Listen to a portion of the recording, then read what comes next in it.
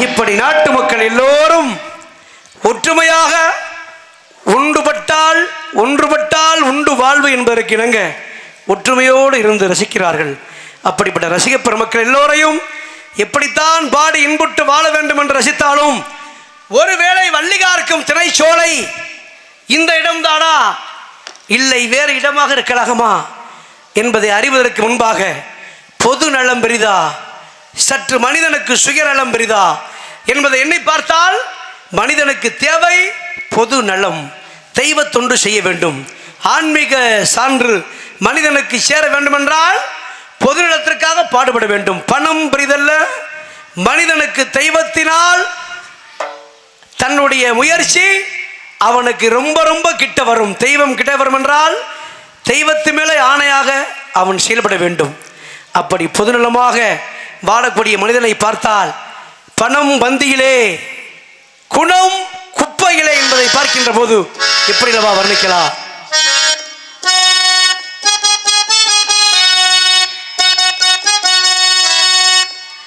பணம் பந்தியிலே குணம் குப்பையிலே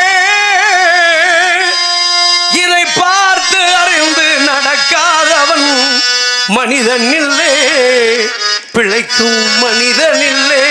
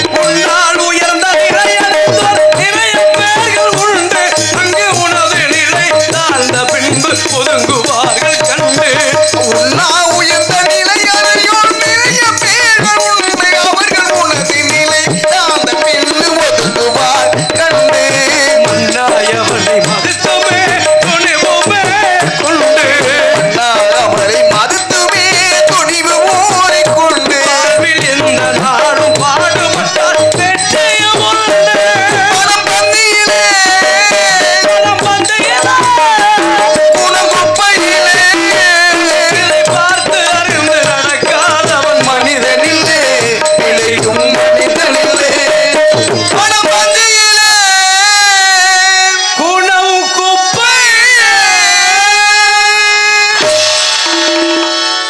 இந்த சுதியில் இந்த அண்ணன் பெட்டிக்காரனை வந்தால் தான் இந்த சுதியில் அங்கே பாட முடியும். எத்தனையோ பேர் பெட்டி வாசிக்க வர்றாங்க. நான் ஒரு சுதியை தொட்டுன்னா அவங்க ஒரு சுதியை சொல்லி காமிப்பாங்க. ஏன்னா அந்த இடத்த அந்த சாயை தொட முடியாதுன்றதுக்காக அந்த ஸ்கேலை குறைச்சிருவாங்க. அந்த ஞானத்தோட அஞ்சரைனா அந்த அஞ்சரை சுதியிலே கரெக்டாக பாடக்கூடிய ஒரு தத்துவம் கலைமகள் அவள் கொடுத்துருக்கா. அதை யாரும் மறுக்கவும் முடியாது, மறக்கவும் முடியாது. அப்புறம் போக போக போக போக நாள் ஆக ஆக அதனுடைய தத்துவங்கள்லாம் அவருக்கே அந்த கலைமகள் கொடுத்துருவா. முதல்ல மனிதனுக்கு சாரீரம் தான் முக்கியம். சாரீரம் இருந்தால் எந்த ஊர்லையும் எந்த இடத்துலையும் தப்பிச்சு அழகாக வெற்றி நடை போட்டு போகக்கூடிய சக்தியை கலைமகள் கொடுத்துருவா. அந்த ஞானம் அண்ணனுக்கு இருப்பதனால் என்னைக்கும் பல்லாண்டு வாழ வேண்டும். இப்படிப்பட்ட இடத்துக்கு ஏற்றவாறு தெய்வ சக்தி உள்ள இடத்தை பார்க்கின்ற போது ஒருவேளை வள்ளிகாருக்கும் திணைச்சோலை இதுதானா இல்லை வேறு இடமா?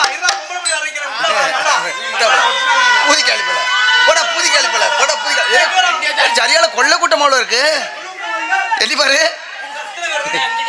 இந்த இங்கிட்டு வேற இருக்கு. ஆளலக்கம் இங்க விட்டு ஷோ ஓடுது. வேடு வேற ஷோ வள்ளி இந்த வந்துருச்சு. ஷோ ஷோ ஷோ என்று இசை பாடுகிறாள் பெண்மகள், கானம் பாடுகிறாள். உள்ளே சத்தம் கேட்டால் திணைச்சோலைக்குள் கேட்கக்கூடிய சத்தம் வள்ளிதான். வள்ளி என்ற பெண்மகளை சற்று ஆராய்ந்து வர்ணிக்கலாம் என்றால் 2 முறை வர்ணிக்க வேண்டும், ஆசையாக உள்ளது. ஏனென்றால் என் தம்பி பாண்டியம்மனுக்கு ரொம்ப சிரமம் இருக்கு. ஏன்னா ரசிக பெருமக்கள் குறைவா இருந்தனால அவனுக்கு மனம் சிதறவடைஞ்சு. அதனால அப்படிப்பட்ட பெண்ணை எப்படி வர்ணிக்கலாம்? அத்திப்பழம் சிகப்பா, இந்த அத்தமக சிகப்பா, ஒரு வெள்ளக்காரன் பொண்ணு இந்திய வந்தாலும் என்ன கண்டு திகப்பா.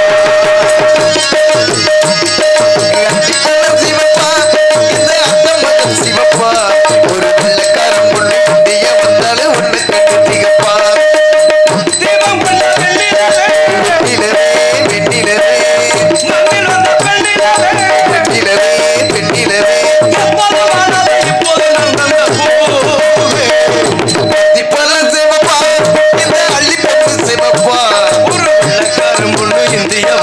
ஒன்னு கண்டு திகப்பா.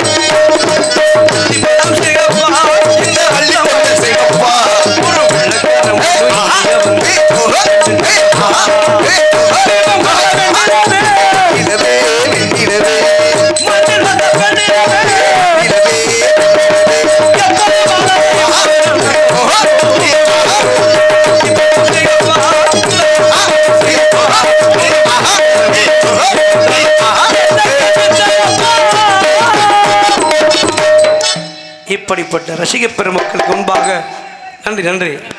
இப்போ தான் கிட்ட கிட்ட வந்து பாடக்கூடிய பாட்டை பார்த்து எப்பேற்பட்ட ஆளும் கூட இப்படிலாம் பாடுறாங்களே, இவர் ரொம்ப நாளாச்சு இந்த பக்கம் வந்து சொல்லி ரசிக்கக்கூடிய தன்மை வந்து கிட்ட கிட்ட வர்றாங்க. நம்ம பக்கம் வராத ஊரில் நிறையா வந்திருக்கோம். அதுக்கு காரணம் என்ன, இந்த 4 மணி 4:30க்கு மேலே ராஜபாட்டு வர்றவங்களும் உங்களை இருக்க வைக்கணும். நீங்களும் அந்த முருகனுடைய வேஷத்தை கண்டிப்பாக பார்த்து வள்ளிக்கு திருமணம் நடக்கக்கூடிய காட்சியவும் நீங்கள் பார்த்து போக வேண்டும் அப்படின்ற கட்டாயத்தை மனசில் வச்சு எல்லாரும் கொஞ்சம் கண்மொழிச்சு பார்க்க வேண்டும். இதுதான் என்னுடைய கட்டளை. அப்படிப்பட்ட ஏற்றவாறு பெண்ணை பார்க்கின்ற போது வண்டு மொய்தனைய கூந்தல் மதன பண்டார வள்ளி கெண்டை எடுத்தான் 4 கிளிமுறையோ வாயிலூரால் கண்டோ சர்க்கரையோ கனியோடு கலந்த பாகோ அண்டமா முனிவருக்கெல்லாம் அமிர்தம் ஒன்று கொடுக்கலாம். இவள் அழகை பார்க்கின்ற போது இன்னொரு முறை இவளை வர்ணிக்கலாம் என்றால் எப்படி வர்ணிக்க வேண்டும்?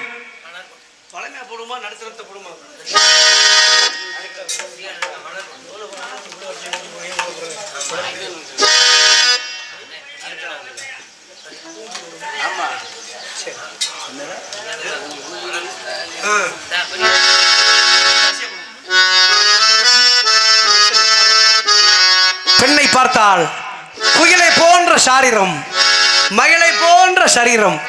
அப்படிப்பட்ட பெண்ணுக்காக அழகை பாட வேண்டும் என்றால்